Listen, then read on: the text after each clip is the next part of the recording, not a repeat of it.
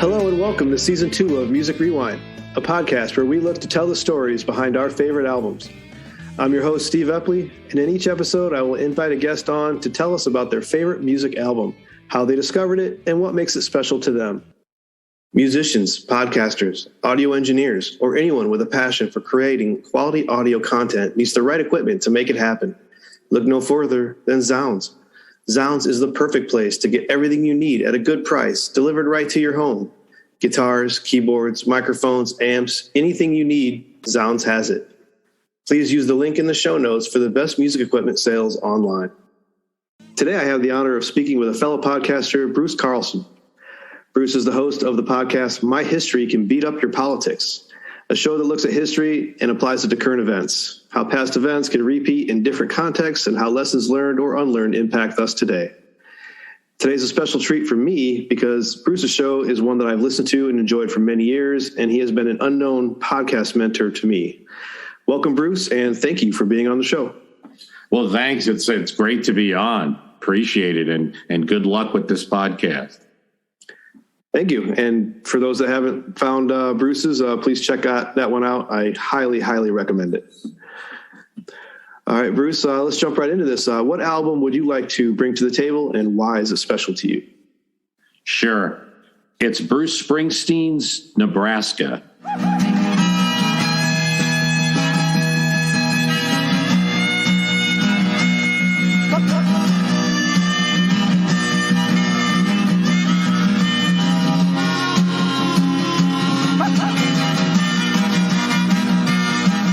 And probably, and it may be one of the reasons I like it, half the people that are Springsteen fans or somewhat Springsteen fans are going to say, which album? Nebraska? I never heard of it. It's not, and that's kind of the reason I like it among many other things. It is not his most well-known album. A lot of fans think it's his best. That's a hard one with Springsteen to me, what's actually best, but it's a very good album. And I like listening to it, particularly for me. It has mostly been on cassette and now recently on an MP3 format, but it's always been kind of a cassette album for me. It's got some great Jersey country dark songs, and it's just different from a lot of what Springsteen has done, but not completely different. And it's different from the music that came out at the time, and it's just a different album from a lot of other albums. Yeah, this one kind of threw me. I was not expecting this album at all, and it's definitely a different take on the Bruce that I've listened to and seen live. I did get a chance to see Springsteen live, and the only song that I knew off this was Atlantic City, and I didn't know that's where it came from. Yeah, Atlantic City is probably, and it's a great moment in the album, between Nebraska, the song Nebraska, and Atlantic City. That moment where Atlantic City kicks off is a good moment, especially when when people talk about like why you listen to a whole album versus like a song. Like after you've heard Nebraska, like Atlantic City has new meaning. It's a great it's bell ringing song. It's the faster song. It's a song where you can imagine, and I know there has been recordings and performances, you can imagine a full band in it. But in this song, there is no full band. In fact, it is technically Bruce Springsteen's first solo album.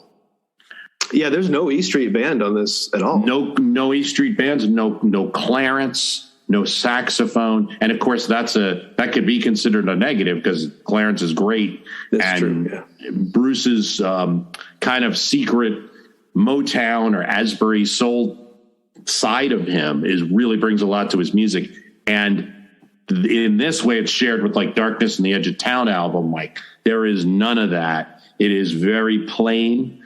And he has, it's a solo album, but it's kind of an unintentional solo album in that it was a demo that Springsteen just decided between he and one of his producers, we're just going to release this. This needs to be this.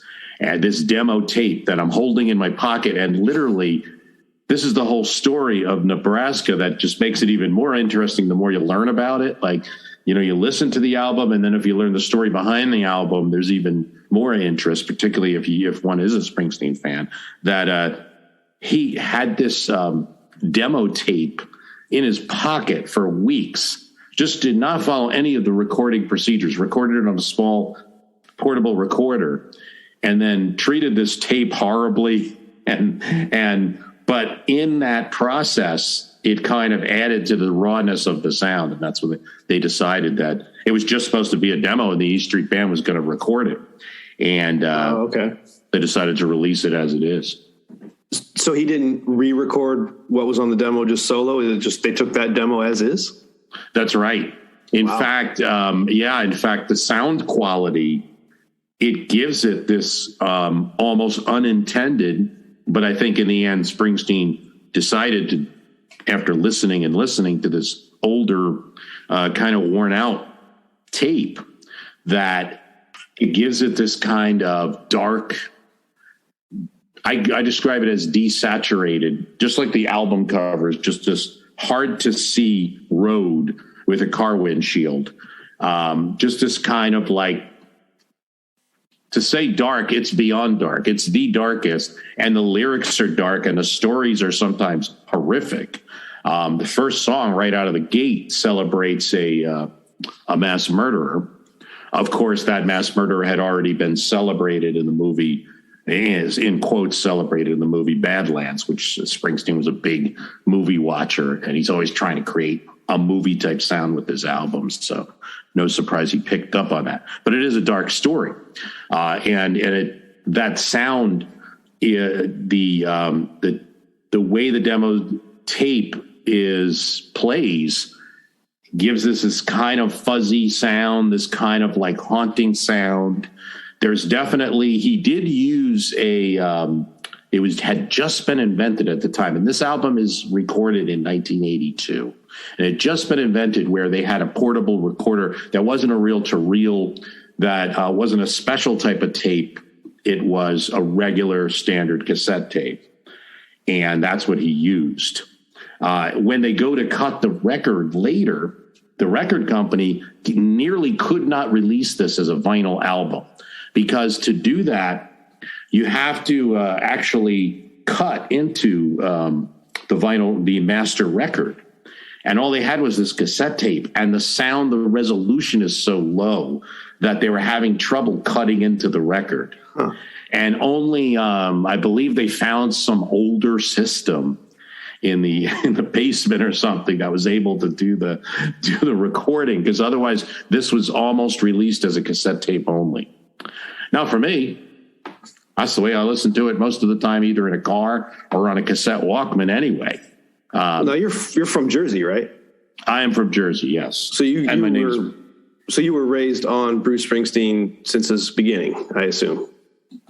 I was. Yeah, there's no doubt about it. It's real. There's no phony business about that in New Jersey. We really do. I mean, I'm sure there's people that don't like him, but generally speaking, it's like, he's definitely like a state treasure. There's no doubt about it. And he had, and this is a good time period to talk about, because this is before his superstardom. Nebraska, you're coming off the River album. Yes, Born to Run was a huge hit, but Born to Run was kind of just a hit like any other in the middle of the 70s. It didn't make Springsteen a superstar. He got a lot of attention from it, and it was a big song, and the album performed well. But I don't think you would say superstar until you're getting to Born in the USA. This is the album before Born in the USA. Indeed, out of this process comes Born in the USA, because this was a song that would have been included on Nebraska. He actually recorded it on that recorder. That remained a demo, didn't make this album. But the rest of the songs, I think there are almost a dozen recorded. The rest of the songs, they decided, we got to release this as it is. Because if we put the band behind it, it's going to lose some of the haunting, some of the bluesy nature, the folky nature of it, and just Springsteen, his voice, his harmonica, a light guitar, sometimes two guitars, not on all the songs, even sometimes it's one guitar, and that connection between Springsteen and the audience. So it's huge. But yeah, Jersey, we love them. I wouldn't say that Nebraska is the album that everyone's talking about in New Jersey. First of all, he used the title as Nebraska, right? Yeah, that would throw some people. And it should, and it really is a misnomer because it's because of the first track that it's called Nebraska. And I also think it's some vague reference on Springsteen's part to like a place far away down the road. It's definitely a Jersey person's version of Nebraska on this album, right? It's not, he's not singing. There's only about one or two songs that I could say exist in kind of a country atmosphere, like maybe My Father's House and Mansion on the Hill, Highway Patrolman, because we don't use that. We use State Trooper in New Jersey, not Highway Patrolman. So there's a couple references that, okay, it's out there. But I think what you got to think about is the Jersey person's version of what's far away. Like if I went on a road trip, it's like, oh, Nebraska. And then also it's the songs are most of the songs and the lyrics are totally Jersey. There's a couple that take place that name drop. I think Michigan, I think is Highway Patrolman. Yeah. Michigan or Ohio, one of the two, because he talks about being on the Michigan line. Bruce, as the folk singer, these songs, they invoke this image to me of, a roadside bar with a guy in the corner. Maybe you're paying attention to him, maybe you're not, but he's singing these songs, and that's the atmosphere. Whether anyone's paying attention to him or not, he's there to tell these stories, and it's up to the listener to pay attention. I agree, and it's intimate. It's you and Springsteen, and I think I believe that's what's behind his decision. Which in 1982, remember, this is the new wave era. This is when you're hearing synth pop songs and some rock and roll and Blondie and punk and things that are starting to punk new wave, starting the Go-Go's, the Police, things like this. Bruce Springsteen's Nebraska is definitely counter to all of this. It's very intimate. It's you and him, and then he's telling these desperate stories. And I think he decided that if he added a saxophone, he'd lose that, right? He'd lose that connection between you and him. And there's no one at the bar except for you and the singer or a few people, and and you're eating the peanuts and drinking the beer, and the songs convey that, and it's bluesy in a way, in its own way, and that's why I like the album. I think it's like just like, why would anybody listen to anything depressing, right? Well, what's blues about? Why do we have blues, right? And it's the same effect, I believe, with Nebraska. I just think sometimes riding on the road, maybe you have a bad day or something, and surprisingly enough, an album about a person singing about bad things is a little cathartic. That's what I find. Yeah, and there's definitely not a lot of hope on this album. The tales are dark. They're depressing. If you are paying attention to the lyrics, there's a lot of just. A lot of resonance regarding poverty and desperation, people at the end of their line, and they have to make decisions because of that. Yeah, and I can put my history can beat up your politics hat on a bit. This does exist in a context. I mean, this is the 1982 recession. It really is the tail end of 81. Some call it the Reagan recession, and at the time it was called that. Clouded because the economy is going to get better later. But at the time, nobody knows that. And when he's recording this, it's picked up in the lyrics. There's a lot of factories closing. It was a big blue collar recession. And really, it was damaging because I was just looking at, it's funny. In preparation for the Music Rewind podcast, I was looking at some economic tables, but I was looking at GDP growth 1960 to 2008. It is the biggest drop down in GDP growth until you get to the 2008 recession. This quick little 1982. And again, though, it was more damaging for a lot of people because they lost union and blue collar jobs that aren't necessarily, factory worker becomes a security guard type thing. So it was a very damaging recession, and he's putting that into this music.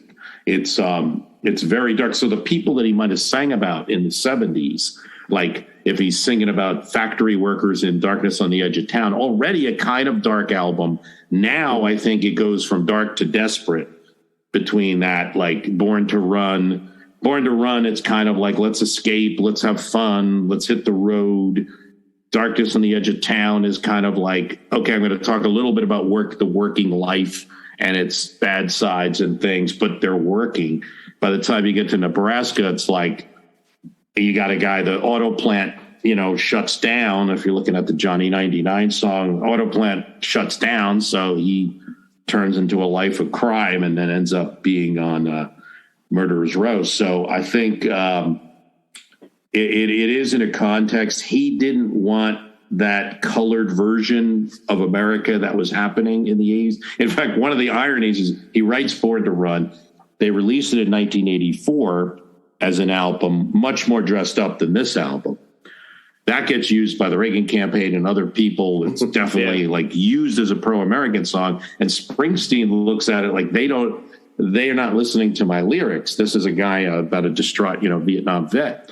But it didn't matter because the music sold that image in that album.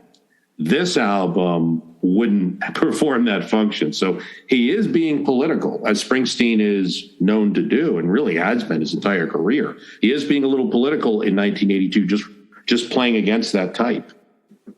So you mentioned that you listened to it on cassette. Has that evokes, you have to kind of listen to it straight through. But walk me through the album from your point of view. Do you skip around now with the ability to select tracks, or do you still just go straight through? Yeah, I think I try not to. I will listen to Atlantic City and State Trooper as separate singles from time to time. I think those two songs have the heft to kind of survive. I think Nebraska in particular loses something if you do. I think all albums do, right? I mean, I would not to go on a tangent, but I would say the same thing about Fleetwood Mac Rumors or even the Joshua Tree. Like you really gotta listen to albums. They're intended. One thing that he does is slow song, fast song, slow song, fast song, and that stays through the album. So Nebraska is slow. Atlantic City is. Yeah, you're right. So then he slows you down with Mansion. He speeds you up with Johnny, slows you down with Highway Patrolman. And there's an effect there. It's definitely easing some of, you don't want to lose the listener's attention with too much slow. I don't want to say the songs get hopeful just because they're fast, because they actually don't. But I think you have to listen to Nebraska and then be brought into that moment of Atlantic City with that ringing bell acoustic guitar and that little bit of dubbed guitar and dubbed vocals, and just Springsteen manipulating his voice or adopting a voice of a more desperate person. From the town of Lincoln, Nebraska, with a sawed-off 410 on my lap. When he sings in Thunder Road, when he sings in Born to Run or Jungle Land, that is a confident speaker. He's 25 years old, but it's like this really confident voice that sounds like 50 or something. And when you get to this album, his voice betrays on purpose, I believe, a little edginess, little concern. That Atlantic City narrator is. And again, one thing I think it's important for people who understand that song is we're talking about 1982. They just started gambling in Atlantic City. There was a lot of mob connections going on. There were shootings and there was gangland fighting. The song opens up. They blew up the Chicken Man in Philly last night. That refers to a real mob hit that occurred in Philadelphia to a guy that was the Chicken Man. Well, they blew up the Chicken Man in Philly last night. Now they blew up his house too. Down on the boardwalk, they're getting ready for a fight. Gonna see what them racket boys can do.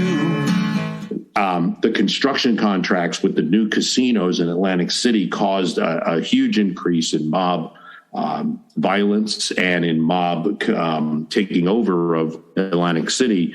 it's a much more desperate place. A lot of people now say Atlantic City, and if they're from my area, it's like, oh, it's a fun place to go, and I like to go to the casinos and bet and stuff and flashing lights. Now, it had about 2 or 3 working casinos at that point. It was still a lot of places had shuttered at that point that he's writing it. So it's a desperate song about a desperate place.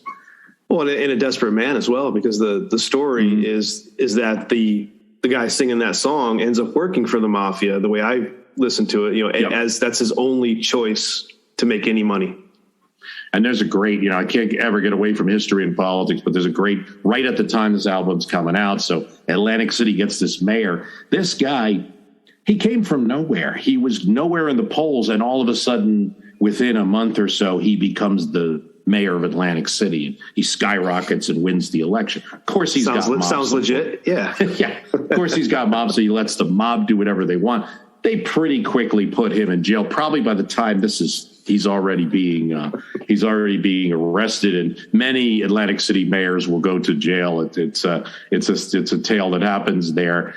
So it's a desperate, exactly. It's a desperate song. A narrator that's like, I want to have this quick trip and, put on your dress, but we got to go quick, and I don't have a lot of money, and I'm doing this job that I don't want to do, which sounds like it's a hit of some kind, but he just kind of hints at it. Everything dies, baby, that's a fact. But maybe everything that dies someday comes back. Put your makeup on, fix your hair pretty, and meet me tonight in Atlantic City. I thought you were about to tell me there's a politician in Atlantic City that used this song to campaign on without paying attention to its lyrics.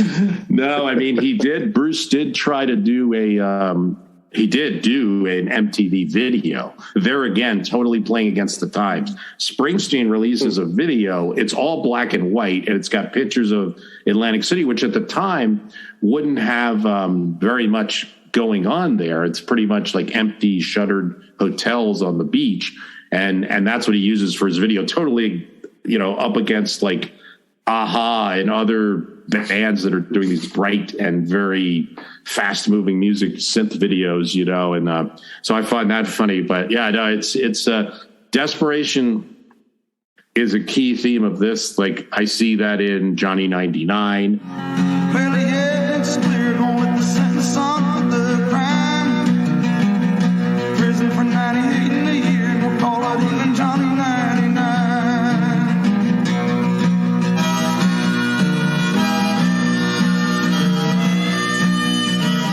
Guys go to the judge and asking, like, I don't want a life sentence. I don't want 99 years. I want the death penalty.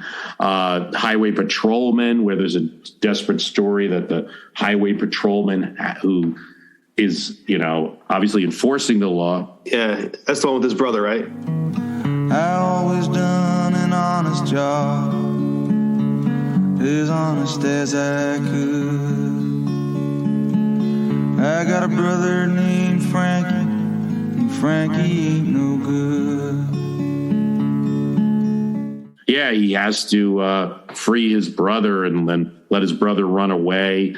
State Troopers got like one of the best lines, I think. It's just, New Jersey Turnpike riding on a wet night, 'neath the refinery glow, out where the great black rivers flow. New Jersey Turnpike, riding on a wet night, 'neath the refinery's glow, out where the great black rivers flow.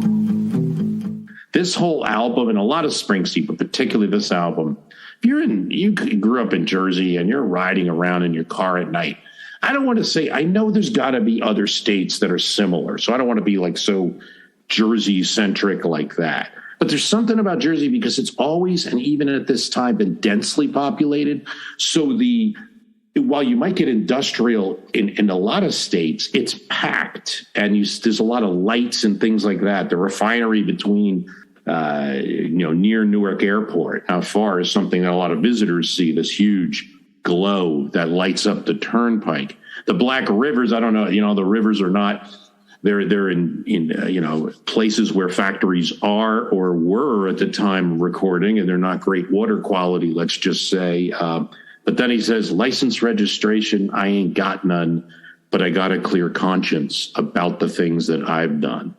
And it's just like the Jersey drive, a guy driving on the turnpike, he doesn't want the state trooper to stop him. That's the key to the song, please don't stop me. And I think it's just like, hey, we may not all have the secret that this guy's had, but I think a lot of times riding on that turnpike, we got a lot of cops in New Jersey. Between the towns and the state trooper, there's a lot of personnel. It's pretty common to see cops out there. You're always kind of like, oh, am I speeding? Like, I don't want this guy to see me. It's kind of so they're very Jersey. For anybody in Jersey, the lyrics do hit. As desperate as they are. And there's also, I think, some autobiographical stuff very personal to Bruce in this, like such as used cars, where that's. He's never going to buy a used car again, making a promise to himself for the future. Yeah. I mean, I think I think everything's a little personal with Bruce Springsteen. I do believe that he writes everything you got to think of is like images that he creates. Now I march your fingers, her wedding band, and watches the salesman stare at my old man's hand. The sound picture, he's always making the soundtrack to a movie that hasn't been released yet.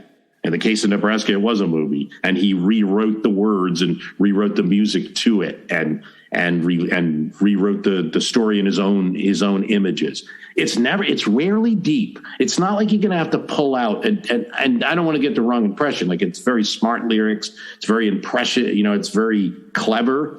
But what I mean is, you're not going to open up the Bible or a lot of literature to read Springsteen and to read into his lyrics. He's a big, Dylan is a big influence on him, but Springsteen's not Dylan. Springsteen really, you should be able to get it, really, what he's saying. There's usually not too much there. And so things like with used cars, it's just kind of, I love this line. Where the family is at the used car dealership, and it's like, my mom, she fingers her wedding band and watches the salesman stare at my old man's hands. He's telling us about the break he'd give us if he could, but he just can't. Well, if I could, I swear I know just what I'd do. You don't need a lecture on poverty or class in America to understand those lyrics. And I come from a family that's maybe not at that quite level, but we weren't too far. There are a lot of used cars in my family. I don't think we ever were saying like we'll never get another used, but it's definitely that salesman stare at my old man's hands. There's just nothing you can do. It's desperate. And I think that's very personal. It's a good song. And then My Father's House is another one. Yeah. Very personal. His voice is almost like he has a cold or something. He's really gravelly in that voice to give this impression that it's only a light guitar, so it's just him and you and the guitar. I broke through the trees and there in the night,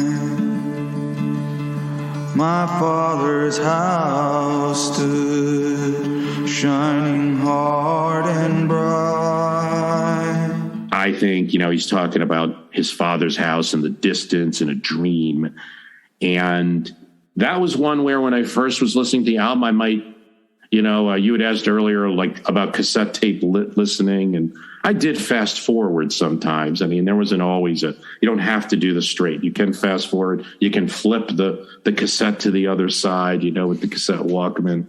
And those type of things. There was a time I picked up the cassette again, and it being in like 2019 in New York City and having a cassette Walkman, and people are amazed. It's like having some magic device when you do that. When you take the cassette out and flip it to the other side, it's amazing. But you could do things like that. And I might have fast forwarded this song as I learned more about Bruce Springsteen's story and realized the problems he had with his father and his Bruce Springsteen had depression. His father obviously had depression by Springsteen's own account.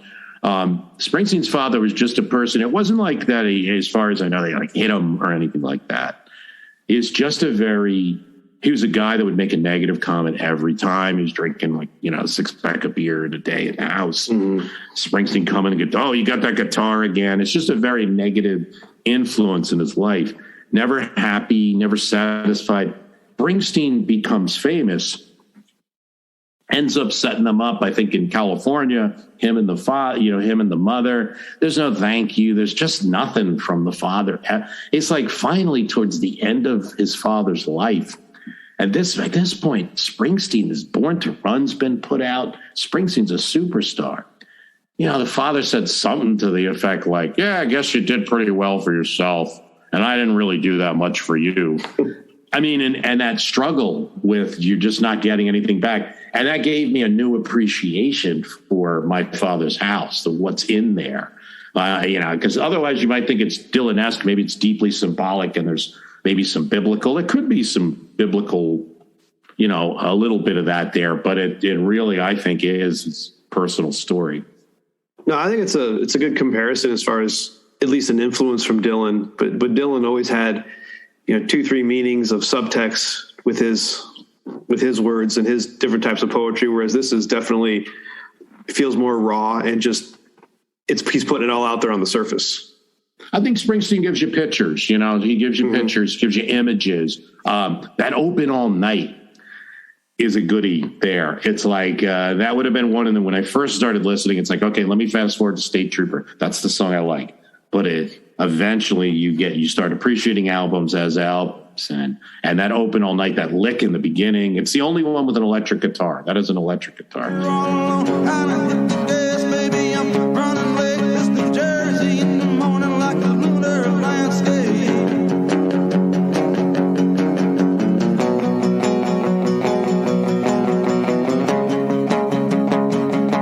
Yeah, this one's the only upbeat, almost happy. It is. It is almost happy. There's a hint. This is where the desperation's hinted at a bit, but he's excited about seeing his girlfriend, the narrator, who works at the big boy at the rest stop on the Jersey Turnpike. And I love it. It's like, behind the counter at Route 60's Bob, big boy fried chicken on the front seat. She's sitting on my lap. We're wiping our fingers on a Texaco road map. I just love it. The image is great. I mean, that's all it is. I don't think there's a lot of deep stuff there with Springsteen. He changes lyrics a lot. He had notebooks full of lyrics. There's repeat lyrics in some of these songs, and he did that on the river, and he did that in a lot of places. That I did notice that, like Weary Eyes jumped out at me on a couple tracks. Yeah. The radio relay towers, which is all right.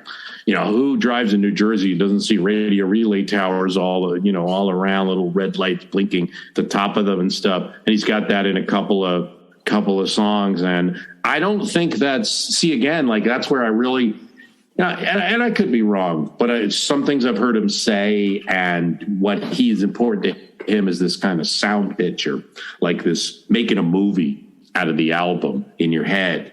And he and the E Street Band members and his friends would go to a ton of movies. He said really like reading books. He read a lot of books. He took a creative writing class at college. Like he was, but I think, again, I wouldn't dig out the Milton and Shakespeare and stuff and start looking for references. With Springsteen, you should get it. It's there. He just wants to throw a lot of images, and nobody does it better. Where he comes up with this stuff. Well, I know where a little more now, because he just had notebooks and notebooks and notebooks and kept. For all of these songs, there's somewhere a pile of notebooks with words that he didn't use. I do know that partially this album was influenced by a book by historian Howard Zinn, A People's History of the United States. So that was a non-autobiographical stuff, probably at least sparked some of the stories there. Yeah, or gave him that perspective of where the point of view, to put the point of view on the people, the average everyday people, instead of, just talking about big things or talking about a country as a whole, talking about individual stories. He's got that,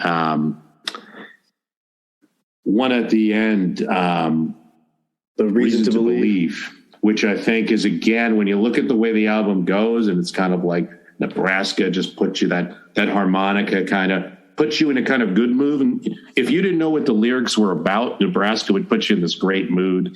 You know, it's just a great kind of folksy song. And then hit you with Atlantic City and the ringing guitar, very well played acoustic guitar. And then Mansion is slower, Johnny 99, Highway Patrolman slower, State Trooper kind of in the middle, but it's got a beat. Used Car slower, and then Open All Night is a shuffle.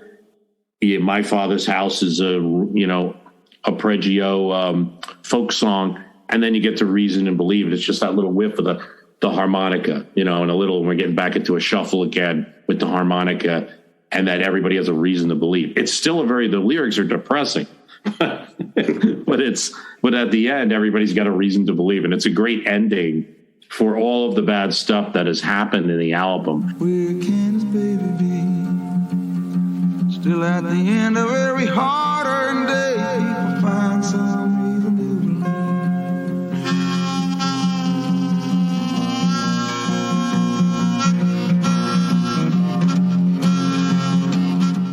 Just like the narrator in Atlantic City, these guys are they're not in control of their destiny, probably just like the people in Zinn's book and in the way he approaches history. And just like the 1982 recession and what was happening to blue collar workers, they're not in control of their destiny, but somehow even these characters still make little statements like, maybe everything dies, someday comes back. In the end of every hard earned day, people still find a reason to believe. And I think, look, I'll go back to it. Like, why listen to blues music? Why would we do that to ourselves, right? If it's not cathartic. Was this album, popular in Jersey when it came out? No, I wouldn't say that this album was super popular. It was released, and Atlantic City and State Trooper were singles, and they had some charting success. This sold a lot less than any of the other albums. The way they marketed it was on the vinyl album in the store, it had a little sticker that said Bruce Springsteen's first solo album. I do not think that was Springsteen's idea to do it that way, like to promote it that way and everything. But The River and Hungry Heart was still a much bigger hit than any of these songs. And Born to Run, obviously, was a much bigger hit. But Born to Run got him initial success, and then there was a big lull before he got another hit. So they were starting to get worried. So like Thunder Road was on Born to Run, right? Yeah, Thunder Road is another one. Yeah, the album did pretty well in 75. I was young at the time, but I always remember at the Jersey Shore and stuff, there was around the time of The River, I would have been really young, but still conscious enough of this, like Springsteen was kind of like a local celebrity at that point. You knew that he was in the music industry and stuff, but it was like Springsteen, the guy from the shore. And that changed with Born in the USA, but not Nebraska. It changed a little bit with Hungry Heart. That was a pretty big national hit. And then it changed with Born in the USA. Not Nebraska so much. Nebraska was, I think Springsteen wanted to do this album.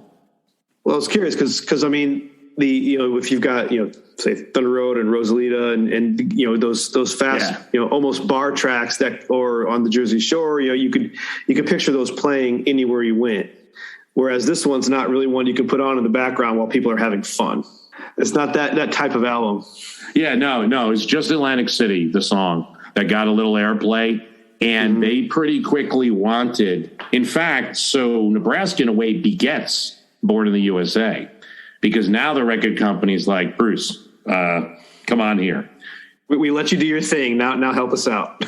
Dancing in the Dark is kind of a direct. Springsteen wrote that song. He made that song. He made it sound like he did. But that's very much influenced by record company pressure. I forgot about that one. And him realizing, okay, I need a hit here. So Dancing in the Dark on Born to Run is like kind of a result of what he got from the performance of Nebraska. Like, okay. But what you really are hearing is Springsteen's of two minds. You have the guy that is that Rosalita, that stage performer, And then you have, and from what I understand, they took these songs and the E Street Band did do some good jobs. Max Weinberg talks about it. They got some tapes of Nebraska, what it's like with a band. But it's, I think Springsteen also has within him this other person. And that's what comes out of Nebraska. And certainly if you're a fan of Springsteen, it has to be given a listen. You know, it may not be the favorite album, but I just think it holds up well. And the reverb on from that portable recorder translated into the master tape, that reverb is haunting, and it's great on a cassette Walkman with like big earphones and stuff, or a car audio system, or if you have an old stereo, I'm sure too. That reverb comes off really, really great. Not as so much on the. I did see that in hindsight. There's been a lot of accolades given to this album. You know, it's on those lists of, you know, the 1,000 albums to listen to before you die sort of thing. That, you know, despite because it wasn't what everyone was expecting at the time, but over the years, people have definitely come and given it its due. And there's a lot of tribute albums on YouTube. People have recorded the whole thing, and some of them are great. I turned to some of them trying to get a YouTube of this album to listen to on the background and stuff. And at first I was like, oh, this is not Springsteen. And then I started listening. Some people have done some really good versions, adding female vocalists to the background, and I think because Springsteen gives you too little, what better foundation to work with as an artist, right? And add your own to it. I've always loved the band's version of Atlantic City with Levon Helms singing, and they got it's a bluegrassy version. I've always loved that alternate take on that. It's a fast song, and you can do a lot. It has the potential to be a slamming song. And I think that probably in the works, he's doing his box sets in order. I bet you this is coming. A Nebraska box set is coming, and there'll probably be some other takes that'll be real interesting to hear. He does Atlantic City. Oh yeah. I mean, when he comes to Philly or Atlantic City, he always performs Atlantic City. Makes a point of that. If he's either at the Spectrum or if he's at, I don't think there's a stadium that can hold him in Atlantic City. But if he's in the Meadowlands. In the Spectrum in Philly, once. It was like seeing a god. I mean, I was on the other side, with tickets that they basically said it was the back of the stadium. In other words, you were on the other side of where he was performing, and they said, "Don't worry, he'll come around." And he did. He played the whole stadium in the Spectrum, and I guess the Spectrum's gone now, but it was the old arena in Philly. Oh, he was just great. I have not seen him since, but I kind of like the studio stuff, to be honest, though. I'm kind of like I got to see him at Bonnaroo. He headlined in 2010, 2011, somewhere in there, 2009. So one of those. I went several years in a row, and I didn't know what to expect. But he put on a hell of a show, and you get winded watching him. He's sprinting up and down the stage, and he did a fantastic thing. It was right after his Tom Joad album came out, so whenever that was, and the first part of his set was all the Tom Joad stuff, which nobody was really kind of into. But for the second half of his set, he went out into the crowd and gathered up signs, and then they, he had a stack of signs and pulled one out, and it would be like, Thunder Road, that's how they played his classics.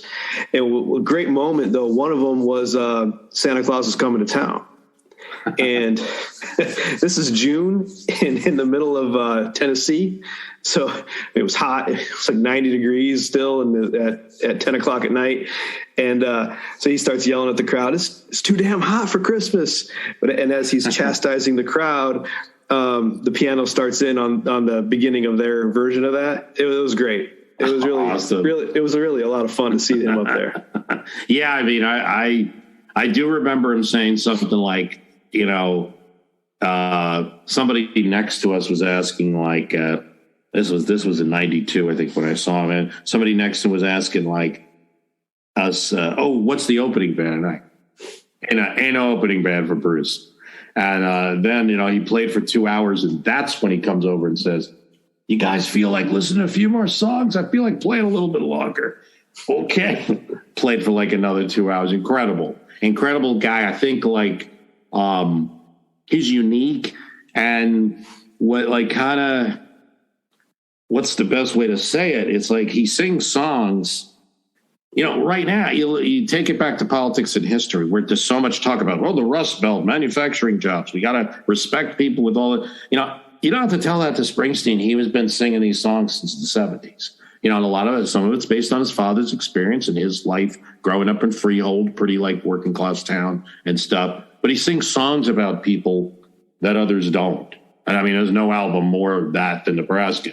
He connects with people in a really real way. And it's especially true in Jersey. We love him in Jersey. But obviously it's not like limited to that. He has that his songs also can reach out all around the world and to a lot of parts of America and still, fit. And that's what I think is great. And but he is we take him as a Jersey treasure, So Nebraska made your top spot. What albums made your short list? Yeah, there's a lot. I mean, it's close. And so I would put, first of all, Springsteen, Darkness at the Edge of Town as that's probably my number 2 even rating them hard because they're good for different ways. But yeah. I love Darkness, and I think that's another very powerful, if dark, album. Obviously, it's in the name. Not as desperate, but a little bit. Great songs like Prove It All Night. Great stuff. Badlands. Again, singing. You obviously must have liked that movie. And I'd also say the Joshua Tree. I was thinking about that when you were asking me what the favorite album. Joshua Tree is very formative for me. U2, Fleetwood Mac, Rumors. I would listen to that over and over again and still do. A couple of classics there, yeah. Steely Dan, Asia, David Bowie, Ziggy Stardust. But I would really, Rumors alone I could listen to for weeks, just so. And that's another one with some fantastic, backstory to the album itself. Oh, absolutely. That's another one. And even that it's generational. It has to do with a lot of it's the changing from the 60s and some of the baby boomers and what kind of music they needed at that point. It has its whole great story. It has some great tracks. And yeah, somebody's got to do that one with you. But I could listen to that one again. And it's another album where if you listen to the songs independently, now I don't like Don't Stop Thinking About Tomorrow. Just like I said, like originally I didn't like Mansion on the Hill, but in the context of an album, Don't Stop Thinking About Tomorrow comes alive, and so does Mansion on the Hill here in the Nebraska. That's a very valid point that a lot of people do miss. I mean, there's a lot of tracks that you can skip. They just you hear them on the radio. Let me change the channel. But when you hear that same song in the context of an album, it's there for a reason, and it flows perfectly, as intended. Everybody just needs cassette players. We got to go back to cassette because it really is the perfect combination, if you ask me. You are a true historian if you want to bring back the cassette. The sound quality, I think people forget a cassette Walkman, the way reverb sounds is like an orchestra, and all the albums I mentioned. Oh, U2 War is another one that sounds great on that. But it's also that you can fast forward. So I realize we need an emergency shoot. There are some times we're not going to want to listen to the song that's next. And I get it. We're human beings. But it does make you pay for it. It's the right combination of if you want to skip the song, you're going to have to work for it. You're going to have to fast forward and wait for that tape to go. So normally you're just going to listen to it as the artist intended, which maybe there's something to that.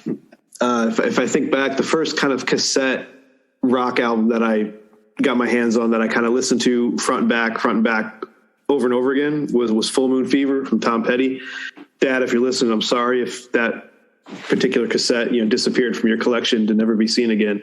But that was one where there's all kinds of songs that you never hear on the radio, but you hear them in that album. It's almost a perfect album to me. Oh yeah.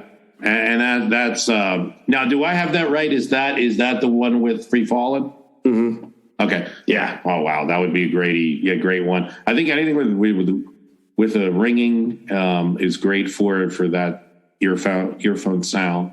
And, of course there's downsides. We can't go back to cassettes because they do, the tape gets broken and pulled out, and there's certainly downsides. And I use almost exclusively MP3s now for everything because it's just more convenient. But I will tell you, there is a sound loss. No doubt in my mind. No matter what you can adjust the treble and the bass, there is a sound loss.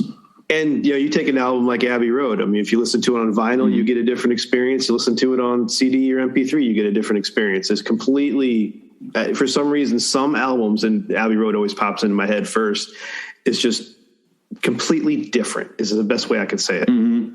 Yeah, I mean, I think there's whole genres like the country music with women singers took off when the CD got invented because it does celebrate the higher notes a little better.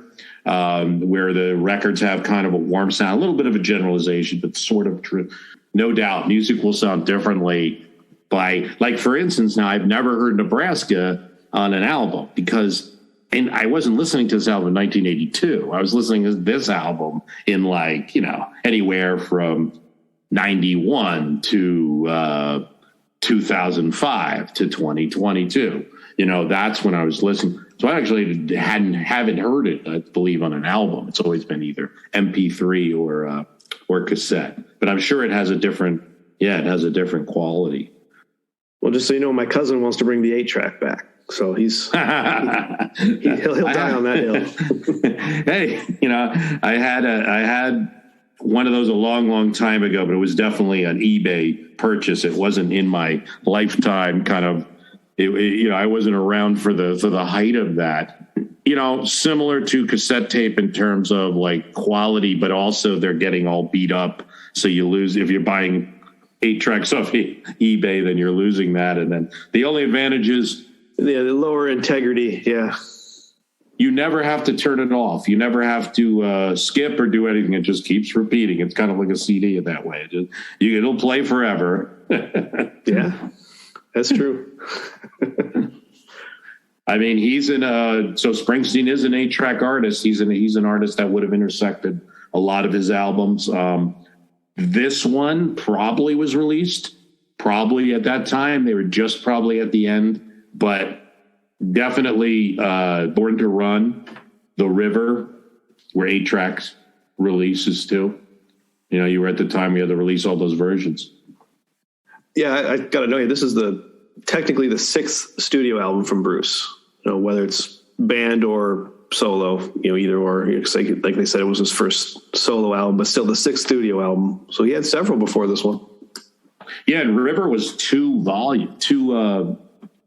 records. It was a double album. So the River, I think he kind of used up a lot of his I don't want to say poppy, but there's an element of they're pop songs on the River for the most part. And you get a hint of what's coming with Nebraska with a few songs about driving down the road and everything, or Fade to Black, but Fade Away, goody.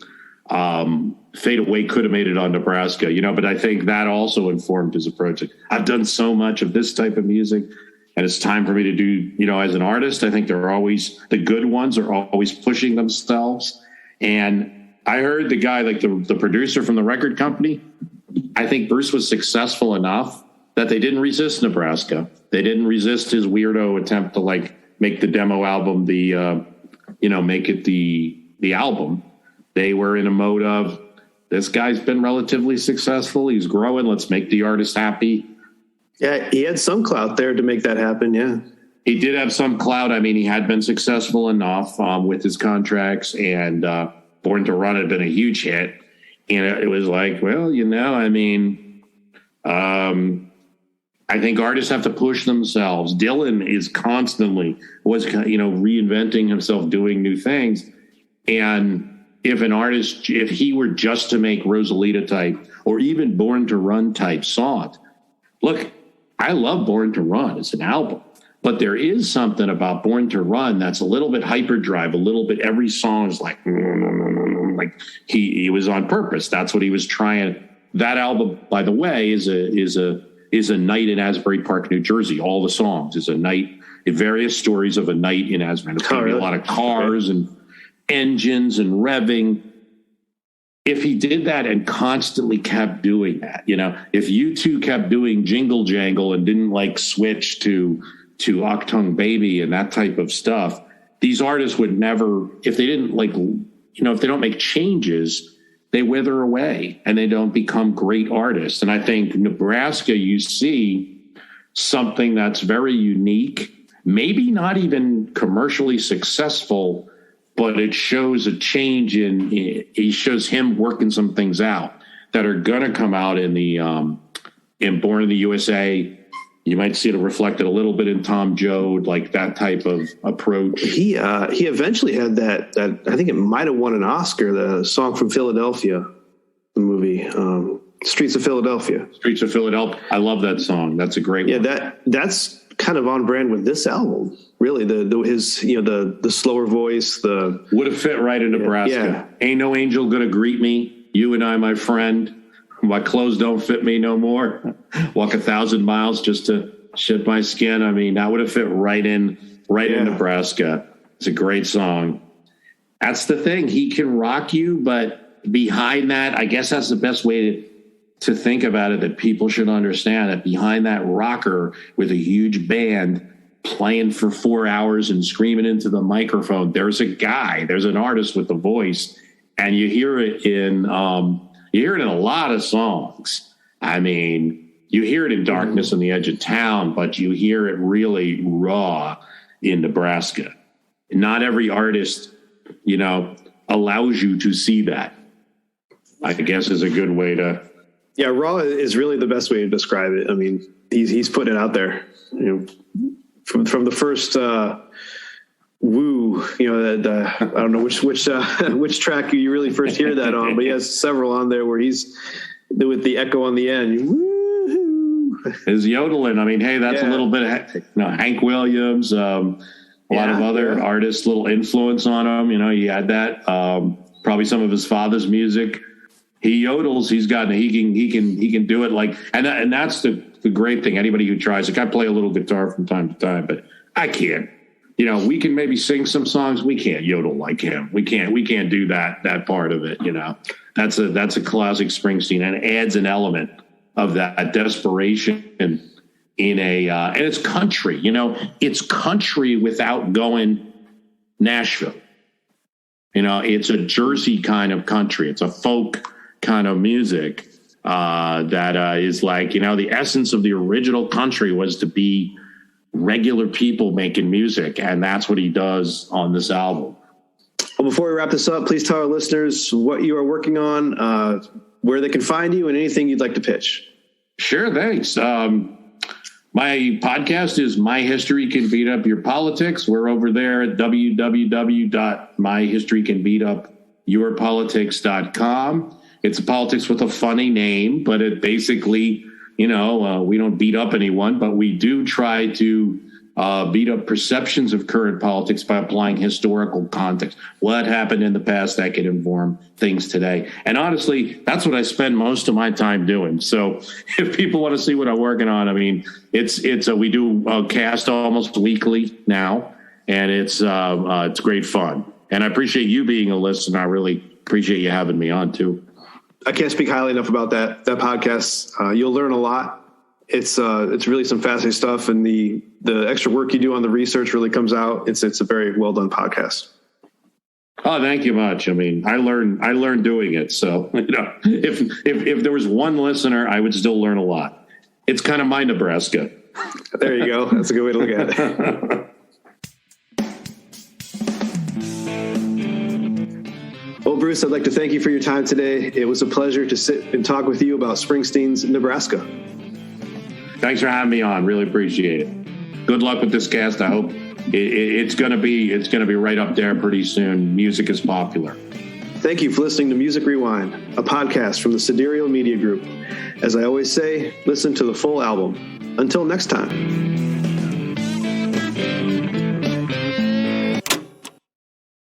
A podcast from the Sidereal Media Group. Back to you, anchors.